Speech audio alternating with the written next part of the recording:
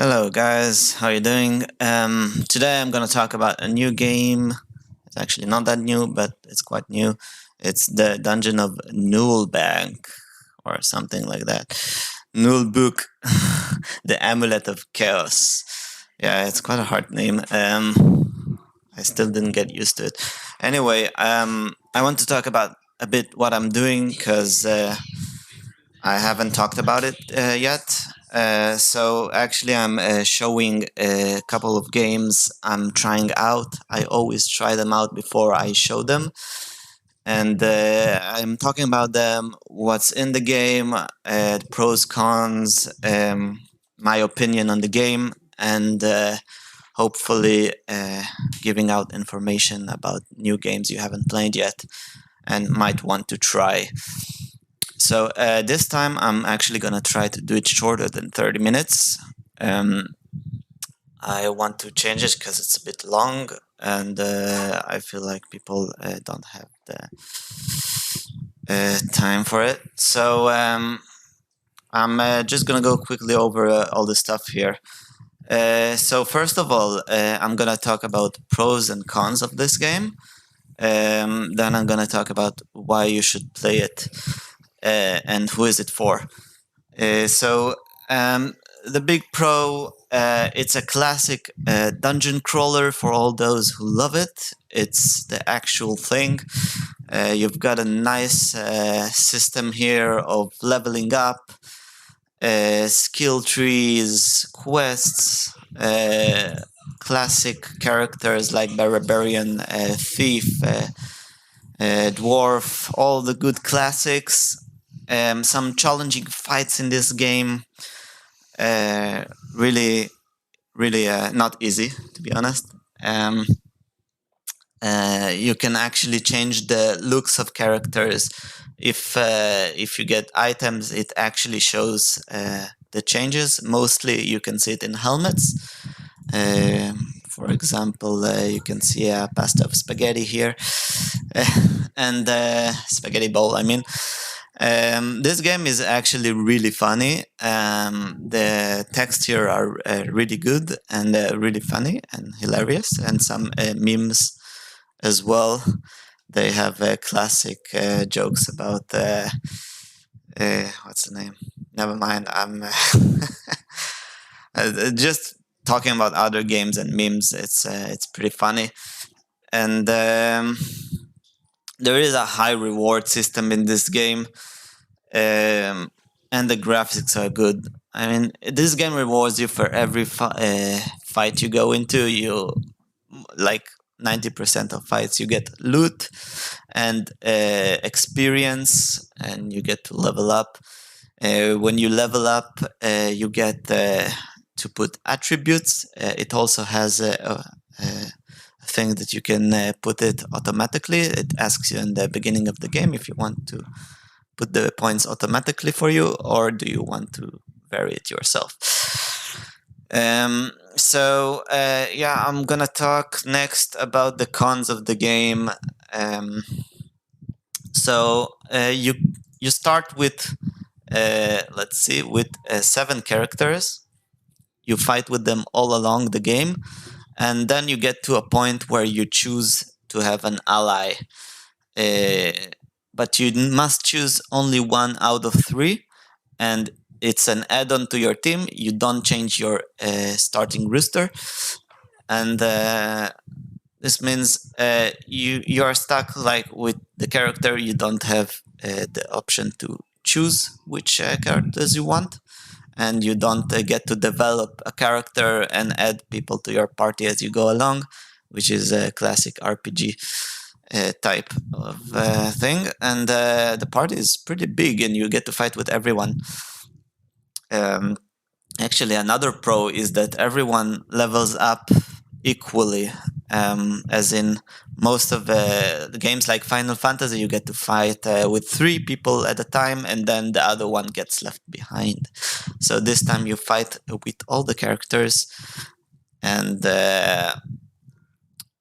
everyone get the shared experience. So I wanted that. Yeah, you get to add one characters, and I won't spoil it too much.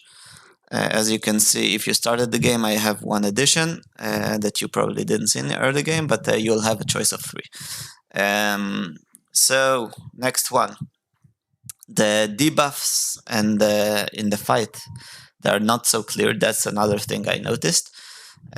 Some things uh, they don't explain about it. So you get to see the debuff, and you can't really see what it does. You need to figure it out as you go along. So next thing, I'm gonna show the game a bit. So let's start with let's just start with the free roaming. Oh, obviously there is also a part that you can save and load every second of the game, which is quite important to several players. And let's just go. So free roaming is just as simple as clicking and go. And I want to show the most important place in the game is the tavern. It's one of the floors. This game is, oh yeah, I wanted to say this game is actually XCOM style fighting, I mean, strategy game. You get to run along. Once you get encounters with enemies, you go to XCOM mode. What does it mean?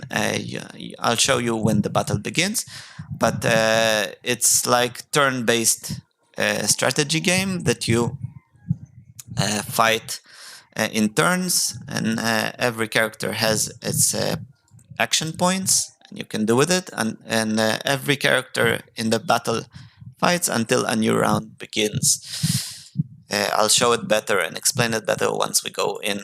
So the tavern, you just talk to the barman, and the rest is the most important thing in the game. It's healing all your party completely. So I like this place the best. Also, talking about the map is very clear in this game. I really appreciate it. You get to see all the doors, the places you haven't been are like a door that is open to nothing. It's just an open door.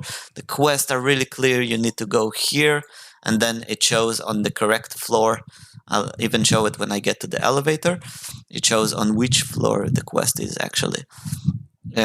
So you've got all these marks. You can go between floors, very comfortable. So I'll just show the elevator is also one of the most important. They have stairs in the game, but the elevator is the most comfortable one. It's because you can go to every floor, and here it shows my main quest is on the 5th floor, and my side quest or quests are on the ground floor. So this game has loading times. They aren't so long, and they are only between load times. I mean loading, when you load the game, and between floors. That's the only loading you'll get, and that's very good. So I wanted to talk about what else? Yes, the menu. Okay. The menu you get, you have several here, but the main one you want to go, yeah, it's all in here. You can just choose which one. It's inventory, quest, and skill tree. So about the inventory, it's they also fix it pretty. They did a good job here. I mean it's like you have weapons, armors, accessories, consumable, quest items, books, and misc. Yeah, those are the main ones you want to go in. The items you get for the characters. So every character has several slots. I'm not gonna talk about everything. I want to keep this short, but I'm gonna talk about the main things. One of the things I actually didn't like about the game is it's not always organized. I mean, you do see when you stand on an item which character it belongs to. But if you get new items, it doesn't say a new item or something. You need to figure it out or remember what you got from the previous fight. And then you need to find it. So yeah, several weapons. Most of the things here change the visual of the character. as I told you before. For example, her hat is not a magician hat. No, it's like a bunny hat or something like that. But I already talked about it. So I want to talk about skill tree and stuff like that. And in points, once you level up, you get 2 points to put, and you put them in various attributes. There are 6 in overall. I'm not gonna talk about them because you can just, as you hover on them, you can see what each one gives you. And you get 2 skill points, one for the active and one for the passive skills. So you put 1 point in it, and you get the skill in the active skills and in the passive as well. They did a good job here, I must say. It's really good and organized and well done. All right, so what I'm gonna talk about next is they have several. This game is based on floors. You go up and down in floors, and you have the tavern, as I explained it here. You have tavern here, and well, okay. This is actually a French word instead of return.